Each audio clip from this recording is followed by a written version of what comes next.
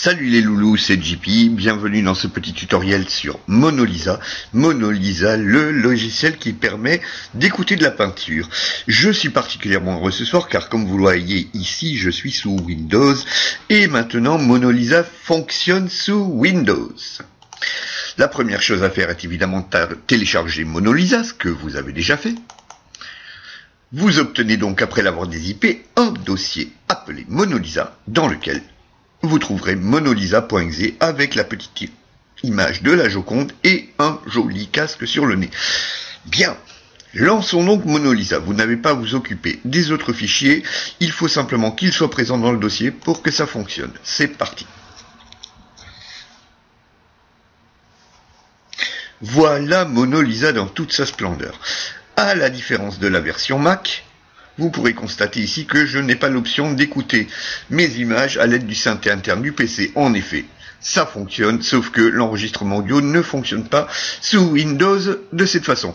J'ai donc inclus d'office, et parce que je suis relativement peu démocrate, un petit plugin VST, nous verrons les plugins après, qui s'appelle MDA Piano, et qui fonctionne très bien. Très bien. La première chose à faire, sous Mona Lisa, sous Windows comme sous Mac, c'est d'importer une image. Je vais utiliser ici Mandala petit, l'image que j'utilise dans chacun des tutoriels. Voilà qui est fait. Je vais monter les watts et je vais écouter ce que ça donne.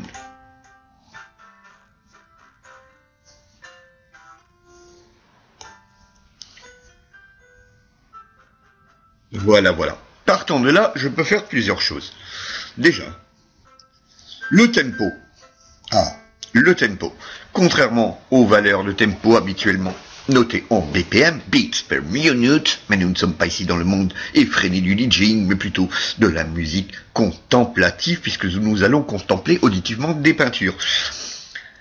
Ce nombre ici, c'est la durée entre chaque lecture de pixels par Mona Lisa. Autrement dit, plus la durée augmente, plus ça va jouer lentement. La preuve. Et si je diminue. Oh, alors là, ça va carrément. Ici, ça me semble pas mal du tout. Remarquez que les notes sont un petit peu hachées. Je vais donc augmenter la durée de ces notes. La durée étant en millisecondes. Ça me va mieux, je peux revenir au début. Me voilà bien content de ce que je viens de créer. Il est temps maintenant de l'enregistrer. Nous allons commencer par enregistrer notre merveille sous un fichier audio. Enregistre audio sous, j'ai déjà quelques fichiers ici, je vais l'appeler mon morceau. Car j'ai beaucoup d'imagination ce soir. Je lance. Et Mona Lisa, les adieux, normalement, mais il n'y a pas de raison, enregistre mon fichier audio. Je peux donc, le temps que l'image se lise, aller prendre une douche, vérifier le courrier, donner à manger au chat, changer sa litière. Quand je reviens, que je suis satisfait du résultat, tac, je déclique ici, et, ma foi, je n'ai plus qu'à écouter. Ici, j'ai mon morceau, je double-clique,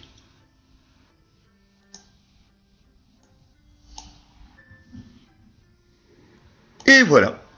J'ai ici, alors pour votre info, un fichier AIF, qui est le format Mac, mais vous voyez que si je suis enregistré audio sous, je peux très bien choisir un fichier au format Wave. Charge à vous, après, bien entendu, de le convertir en MP3 ou autre fichier, format de fichier que vous pourriez souhaiter désirer dans vos rêves les plus ardents. Maintenant, ce que je peux également faire avec Mona Lisa, si je suis un tant soit peu ouvert à la technologie de la musique assistée par ordinateur, c'est enregistrer ça sous format MIDI. Pourquoi, me direz-vous? Eh bien, je vous réponds tout simplement car le format MIDI n'enregistrera que les informations des notes et vous pourrez l'exploiter allègrement dans un séquenceur du type Cubase, Pro Tools, etc. Que sais-je encore? Pour ceci, je suis les instructions, j'enregistre au format MIDI. ça lance mon logiciel. Voilà. Une fois que j'en ai marre, je sauvegarde le fichier MIDI sous mon morceau MIDI. Ok. Terminé. Je vérifie. Alors, mon morceau a-t-il apparu? Oui, tout à fait. Alors là, je vous le fais en live. Et voilà le synthé interne ici de, je sais plus si c'est QuickTime ou peu importe, qui me lie mon morceau MIDI avec le synthé interne du PC. Ce morceau MIDI, je peux ensuite l'utiliser comme je veux, quand je veux, dans un séquenceur, mais ça n'est pas aujourd'hui l'objet que de se préoccuper de cela. Maintenant, peut-être pourriez-vous être lassé de ce son de piano. C'est tout à fait votre droit. Mona Lisa vous offre la possibilité de lire, ou plutôt d'écouter cette musique, ces peintures, avec des plugins VST. Ah, qu'est-ce que c'est que ces bêtes? Ce sont des suppositoires audio qui jouent un rôle de synthétiseur, piano, etc. Ou alors d'effets, mais ici les effets ne nous serviront à rien parce que pour entendre un effet, il faut mettre un instrument avant. Avant ou à corde d'ailleurs.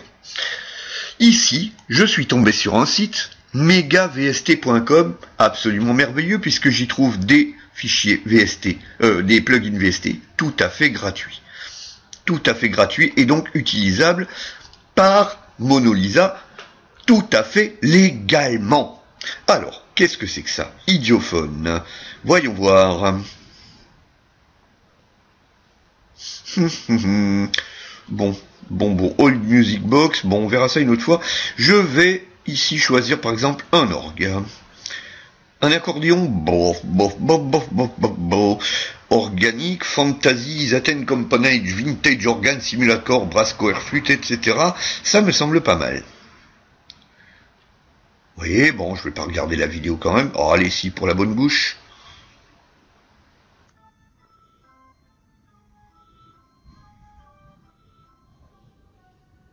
Très bien, ça peut être tout à fait drôle. Je vous laisserai donc contempler la vidéo plus tard. Je télécharge, allons-y gaiement. Fantasy.zip.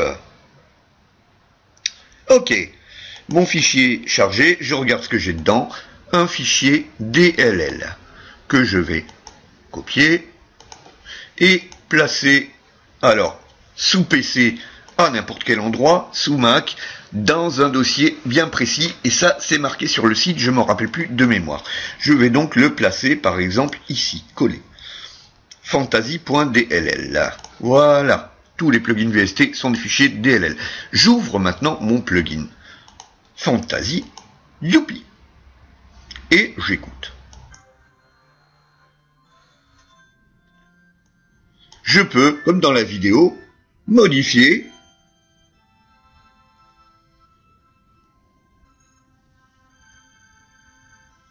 tous les paramètres de mon plugin. On s'entend pas causer ici. Notamment l'enveloppe, ADSR, release. Plus le release augmente, plus les sons s'atténueront doucement. Tiens, je vais mettre un petit peu de cuivre. Des chœurs. Et voilà. Enfin bref, je vous laisse jouer avec ça. Voici donc comment modifier de fond en comble le son produit par Mona Lisa. Voilà, c'était JPD de chez terratatouille.org. Amusez-vous bien avec Mona Lisa. Ta-ta-ta.